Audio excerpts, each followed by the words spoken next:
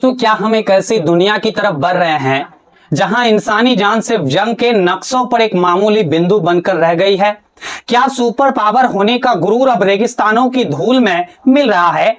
और बड़ा सवाल यह भी उठ रहा है कि जब सत्ता के गलियारों में बैठे लोग अपनी ईगो को लड़ाई भाई साहब ये लोग लड़ लेते हैं, तो उन माओ के कलेजे का क्या होता है जिनके बेटे सरहदों पर लोहे के परिंदे में अपनी जान हथेली पर लेकर उड़ते हैं? आज जो भी खबर मिडिल ईस्ट की तपती मैदान से हमारे पास आ रही है, उसने सबको एकदम से डरा करके अब रख दिया है।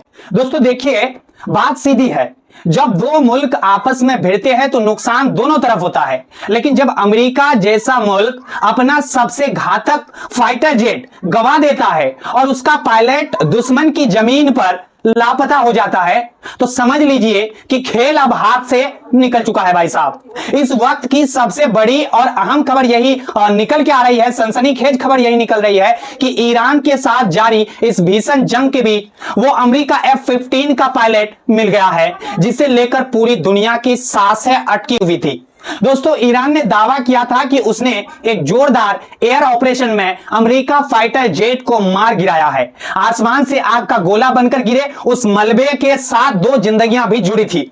खबर आ रही है कि लापता पायलट को अब ढूंढ लिया गया है और उसे सुरक्षित स्थान पर पहुंचाने की कोशिश युद्ध स्तर पर जारी हो चुका है। आप सोचिए भाई साहब, मिडिल ईस्ट का वो इलाका जहां चप्पे चप्पे पर मौत का साया है, वहां एक विदेशी पायलट का मिलना किसी चमत्कार से कम नहीं है।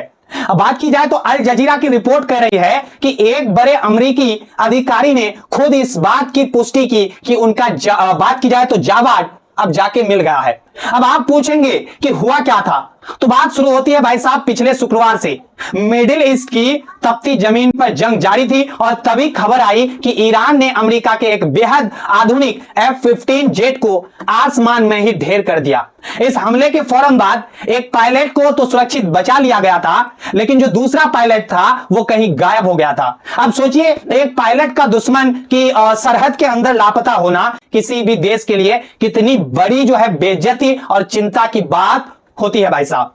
मैं आपको बताना मुनासिब समझता हूं कि अल जजीरा ने अमेरिकी अधिकारियों के हवाले से बताया कि वो पायलट अब मिल चुका है। उस अधिकारी के चेहरे पर राहत तो होंगी, लेकिन चिंता भी कम नहीं है भाई साहब, क्योंकि उन्होंने बताया कि F-15E विमान के इस दूसरे पायलट को भारी गोलीबारी के बीच से निकाला गया है।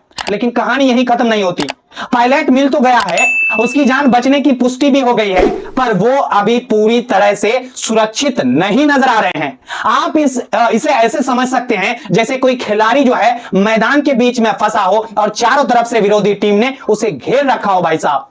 मैं आपको बता दूं भाई साहब कि अमेरिका या अमेरिकी अधिकारी साफ ये कह रहे हैं कि रेस्क्यू टीम को अभी भी ईरान की सीमा से बाहर निकलना है।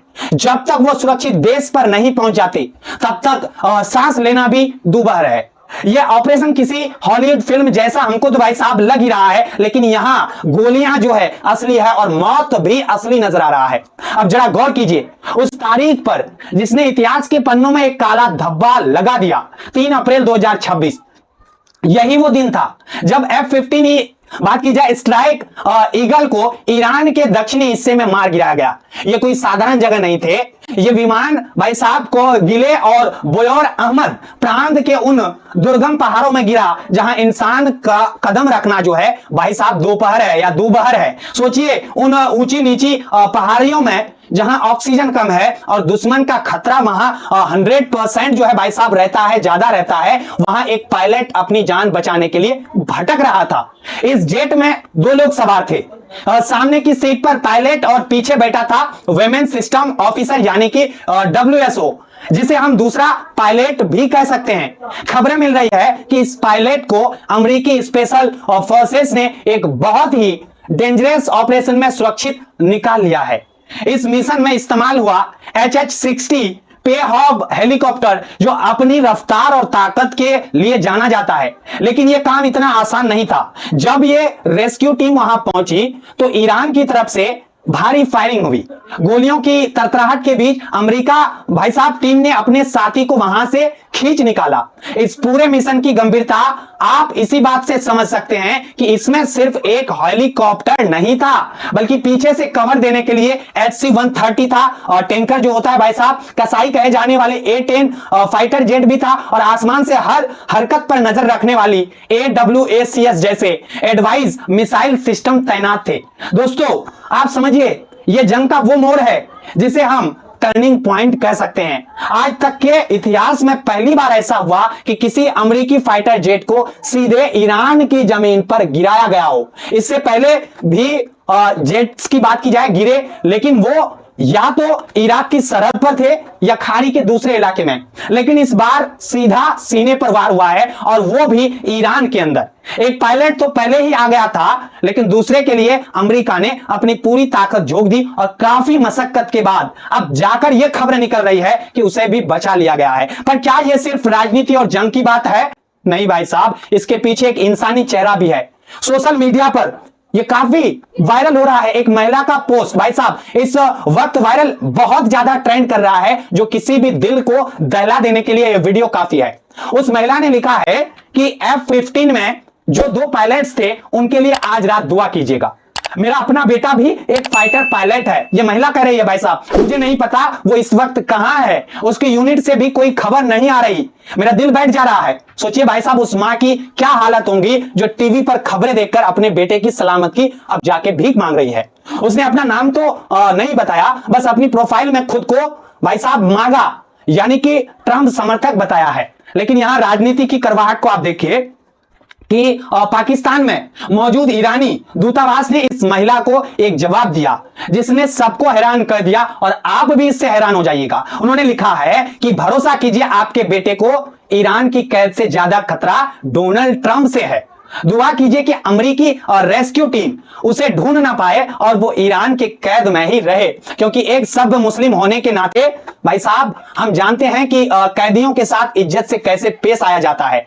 आप सोचिए, एक तरफ मां का दर्द है तो दूसरी तरफ देशों की ये तीखी बयानबाजी जारी हो रही है, और इस बीच खबरों का बाजार गर्म है कि अमेरिका चैनल CNN कह रहा है कि पायलट प्लेन के साथ ईरान की सीमा से बाहर निकलकर एग्जेक्ट हुआ था, इसलिए उसे बचाना आसान रहा। वहीं वॉल स्ट्रीट और बात की जाए, जर्नल का दावा है कि जो A-10 वडहाउंग विमान का पायलट था वो भी ईरानी सीमा के बाहर ही गिरा था, लेकिन असली पेच F-15 के उस पायलट पर कसा था जो ईरान के अंदर गिरा। अब इस गहमागहमी के बीच इजराइल ने उन जगहों पर बमबारी रोक दी है जहां ये जहाज गिरे हैं।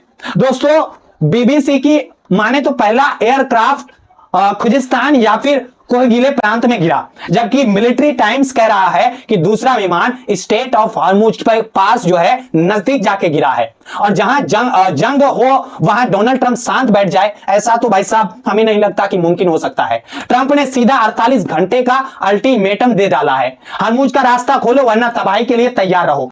अब ट्रंप की धमकियां तो पुरानी बात हो ही गई है, इतनी बार वो अल्टीमेटम दे चुके हैं कि अब तो ईरानी संसद के स्पीकर मोहम्मद बागेर भाई साहब गालिबाफ भी उनका मजाक उड़ाने लगे हैं। उन्होंने सीधा सोशल मीडिया पर प्रहार किया, चुटकी लेते हुए लिखा कि ईरान को 37 बार हराने का दावा करने वाले अब इस बात पर आ गए हैं कि क्या कोई हमारे पायलट को ढूंढ सकता है।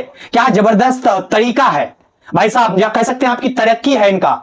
यह तंज दिखाता है कि ईरान इस वक्त कितने आत्मविश्वास में नजर आ रहा है। लेकिन दोस्तों, इस राजनीति के पीछे की एक और बड़ी अपडेट आप सुन लीजिए। अमेरिका ने जनरल कासिम सुलेमानी के 2 रिश्तेदारों को गिरफ्तार कर लिया है और उनके ग्रीन कार्ड रद्द कर दिए हैं। सुलेमानी वही शख्स थे जिन्होंने 2020 में भाई साहब अमेरिका ने बगदाद एयरपोर्ट पर ड्रोन से ये अमेरिका के लोग जो हैं इन्होंने उड़ा दिया था। अब उनके रिश्तेदारों पर गाज गिरना बताता है कि अमेरिका किस कदार पर चिढ़ा हुआ है। उधर खबर यह भी है कि ईरान के बुशहर न्यूक्लियर प्लॉट के पास अमेरिका और इजराइल ने हमला किया है, जिसमें एक आम नागरिक की जान भी गई है। इजराइल दक्षिणी लेबनान को आग के गोले में तब्दील कर रहा है और यूएई कह रहा है कि उसने ईरान की 23 बात की जाए तो बैलिस्टिक मिसाइलें और 56 ड्रोन्स को हवा में ही खत्म कर दिया है।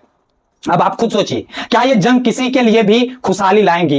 एक तरफ पायलटों की जान दांव पर है, तो दूसरी तरफ माओ के आंसू हैं, और इन सब के ऊपर बैठी है वो गंदी राजनीति जो सिर्फ अपनी सत्ता बचाना चाहता है। दोस्तों, अगर आपको मेरा ये रिपोर्ट आपको डेली सही लगता हो और आप चाहते हैं कि ऐसी ही जमीनी हकीकत मैं आप तक पहुंचाता रहूं, तो इस चैनल को आप सब ये जो सब्सक्राइब का ब्लैक बटन आपके सामने सो रहा है, एक बार जरूर प्रेस करें। और हाँ, इस वीडियो को शेयर करें ताकि दुनिया को पता चले जंग की असली कीमत कौन चुकाता है। दुआ कीजिए कि हर वो बेटा जो सरहद पर है भाई साहब सही सलामत अपने घर तक लौटे। अपडेट्स के लिए हमारे साथ जुड़े रहें। आप सभी का जुड़ने के लिए बहुत बहुत धन्यवाद।